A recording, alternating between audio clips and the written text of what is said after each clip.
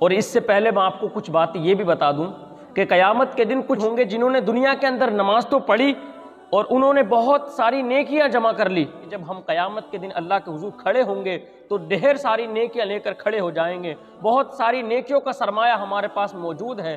لیکن پھر قیامت کے دن جب ان کے حق میں فیصلہ کیا جائے گا تو جہنم کا فیصلہ ہوگا کہ یہ فیصلہ ہمارے ساتھ کیوں کیا گیا ہے, حالانکہ ہم تو بہت ساری نیکیوں جیسا سرمایہ اپنے پاس لے کر حاضر ہوئے ہیں, لیکن ہمارے حصے میں جہنم کا فیصلہ کیوں کیا جا رہا ہے.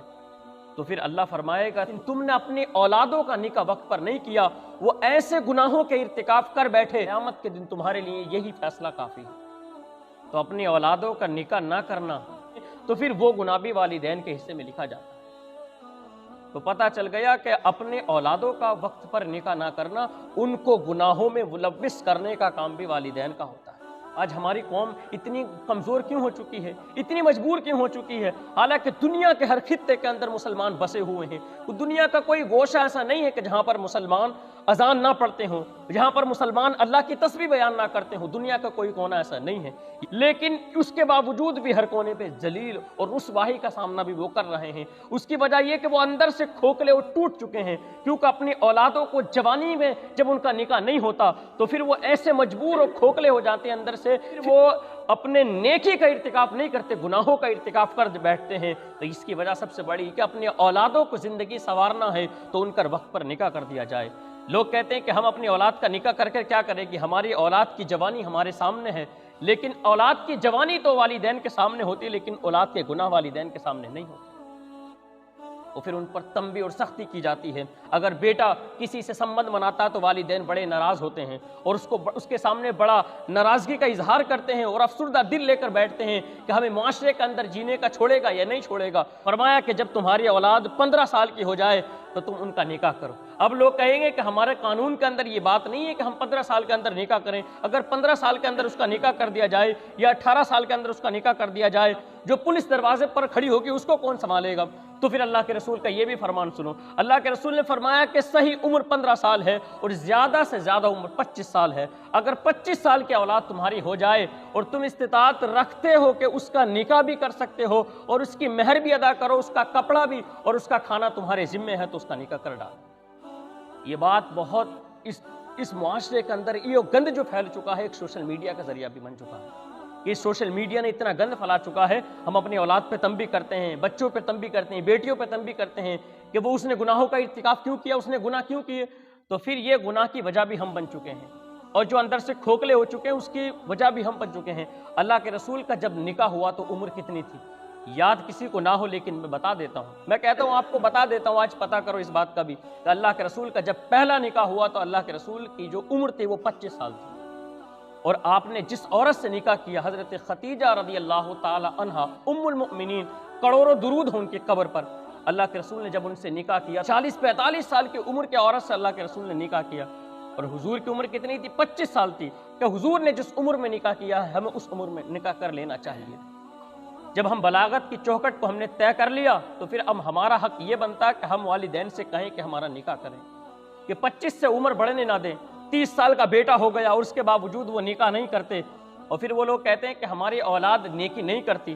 اس کی وجہ بھی یہی بن جاتی کہ جب نیکی کیسے کرے گی, دلوں پر جو ہے گناہوں کا دھبا اتنا بڑھ گیا ہے, اتنا بڑھ گیا کہ اس نے پورے دل کو گھیر لیا. وہ گناہ کیا نیکی کی طرف آنے نہیں دیتا, وہ گناہ نیکی کی طرف نہیں آنے دیتا, بلکہ وہ گناہ کہتا ہے کہ اب تو گناہ کر لے.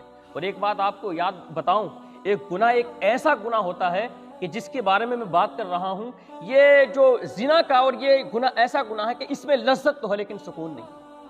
اس کے اندر لذت تو ہے کہ انسان گناہ کر لیتا ہے, پھر اس کے بعد جو اس کو افسردگی والا معاملہ ہوتا ہے اس پر اس کو بڑا پچھتانا ہوتا ہے کہ میں نے زندگی کے اندر کیا کیا ہے. اور والدین کہیں گے ہم نے تو بڑی نیکیاں کی ہیں, بڑی مساجدوں کے اندر اپنی پیشانی رگڑی ہیں, آج ہمارے حق میں یہ قیامت کے دن جہنم کا فیصلہ کیسے ہو رہا. وہ ان کے اولادیں ان کا گربان چاک کر بیٹھیں گی اور کہا کہ یہ ہمارے مجرم ہیں, یہ ہمارے والدین ضرور ہیں لیکن ہمارے مجرم بھی یہی ہیں کہ انہوں نے وقت پر ہمارا نکاح نہیں کیا. لوگ کہتے ہیں کہ ابھی ہم نے مکان نہیں بنائے, ہمیں لوگوں کو بٹھانا بھی مکانوں کے اندر, ان کو کچھ دکھانا بھی ہے, ہم اپنی بارات ایسے نہیں کریں گے, 100-150 لوگوں کو ہم لباس بھی پہنائیں گے, بڑا بہترین کھانا بھی ان کو کھلائیں گے تاکہ معاشرے کے اندر ہم اپنی ناک اونچی کر سکیں, اپنا سر اٹھا کر چل سکیں. میں کہتا ہوں یہاں سر اٹھا سکتے ہو لیکن لیکن قیامت کے دن یہ سر نہیں اٹھ سکتا، قیامت کے دن یہ سر جھکا رہے گا، اور اگر تم اٹھانا بھی چاہو گے تو یہ سر نہیں اٹھ سکتا۔ میں یہی بات آپ سے کہتا ہوں، اور معاشرے کے اندر ہر عالم کا بھی یہ حق بننا چاہیے وہ معاشرے کے اندر اس چیز کو عام کرے۔ جب اللہ کے رسول نے یہ فرمایا کہ السلام قبل الکلام، تم سلام کو عام کرتے جاؤ، سلامتی میں رہو گے، میں کہتا ہوں یہ ان لوگوں کا اور عالموں کا یہ حق بنتا ہے کہ وہ اب نکاح کو عام کرتے جائیں تاکہ وہ اپنی نسلوں کو سلامت رکھنا چاہتے ہیں۔ 30 سال کی عمر ہو گئی، ابھی کی بات ہے، کوئی زیادہ وقت نہیں گزرا، رمضان المبارک کا مہینہ تھا، ایک نوجوان جس کی 30 سال عمر، جس نے مجھ سے خود اس بات کی شکایت کی، کوئی مجھ سے بڑا چھوٹا کچھ نہیں ہے، بلکہ میں اپنے گھر کے اندر بقیہ رہ گیا ہوں اور ابھی میرے والدین نے میرا نکاح نہیں کیا۔ میں نے کہا عمر کتنی ہے؟ کہا 30 سال میری عمر ہے۔ آپ اپنے بچوں کو کسی دوسرے کے سامنے زبان نہ کھلوائیں، بلکہ ان سے پہلے ان کا نکاح کر بیٹھیں، ان کا نکاح کر دیں۔ اور ایک بات اور سنیں، یہ جو نکاح ہوتا ہے اس میں اکثر لوگوں کے یہ نظریات بن چکے ہیں کہ اگر ہم اپنے بڑے سے بڑے ہماری خاندان کا اگر بدبخت ہوگا، ہم اس کو جب تک اپنی پنچایت کے اندر نہیں بٹھائیں گے ہمیں سکون نہیں ملے گا۔ ارے تمہیں پنچایت میں بٹھانے کی ضرورت نہیں ہے کسی کو، بلکہ تم اپنی بیٹی سے جا کر پوچھو کیا تمہیں وہ لڑکا پسند ہے، یا اپنے بیٹے سے جا کے پوچھو، وہ یہ کوئی بغیرتی نہیں ہے۔ لوگ کہتے ہیں کہ یہ بغیرتی کی بات ہے۔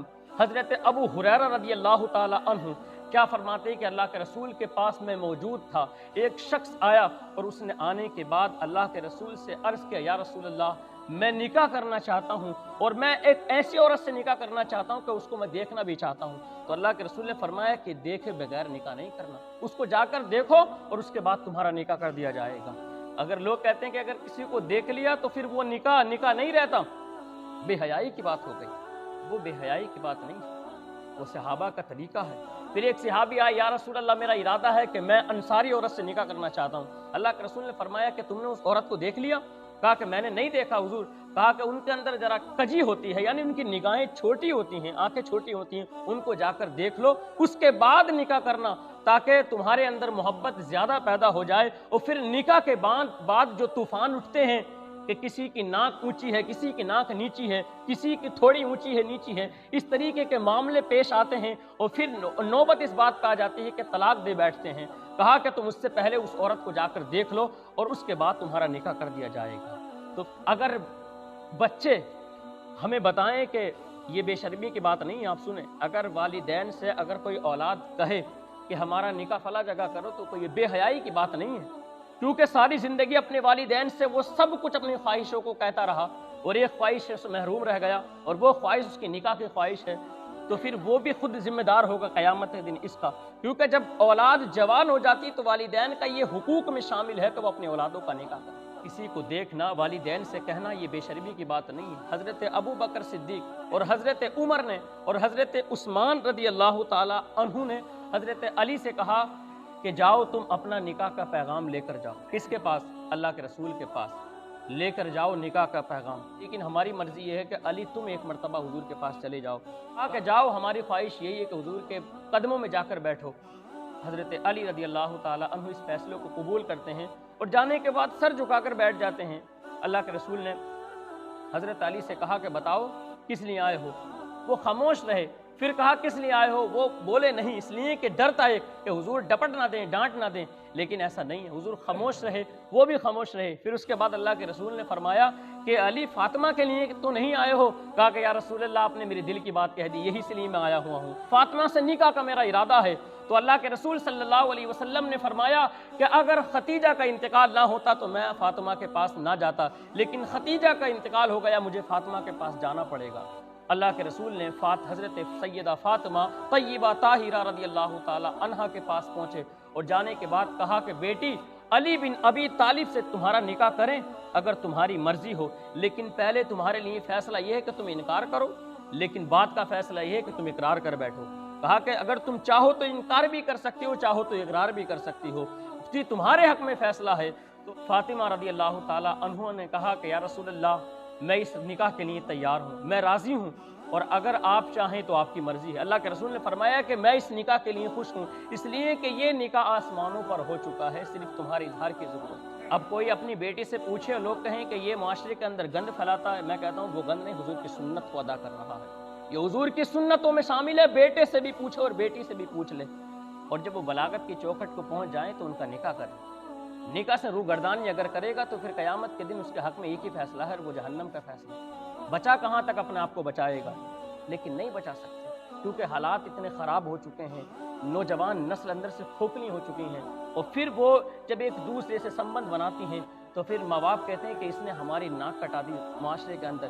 یہ تو پہلے ہی والدین کو دیکھتا کہ ہماری اولادیں جوان ہو گئی اور اب ہمارا حق یہ بنتا کہ ہم ان کا نکاح کریں، پھر وہ ایسے معاملات کا سامنا کرتے ہیں تو ماں باپ یہ کہتے ہیں کہ ناک کٹائی، وہ ناک کٹائی نہیں ہے، اس نے اپنے آپ کو گناہوں سے بچا لیا، اور قیامت کے دن وہ تو بری ذمہ ہو جائے گا۔ اور بتاؤ ہم اپنے بیٹے کا ایک عورت سے نکاح نہ کریں تو پھر قیامت کے دن کس منہ سے اللہ کے حضور کے سامنے پیش کیے جائیں گے؟ ایک عورت سے تو نکاح کم سے کم کرنا چاہیے اگر اس کی استطاعت رکھتا ہے، اور اگر اس کے گھر کے اندر آگے کو کوئی پریشانی پیش نہ ہو تو اس دوسری سے نکاح کرے، اگر ایک سے نکاح تو کم سے کم معاشرے کے اندر ہو جائے تاکہ وہ اندر سے کھوکھلے نہ ہوں۔ آج جو دنیا کے اندر رسوائی اور ذلت کا سامنا جو مسلم قوم کر رہی ہے اس کی وجہ صرف ایک یہی ہے، کیونکہ وہ اندر سے بکھر چکی۔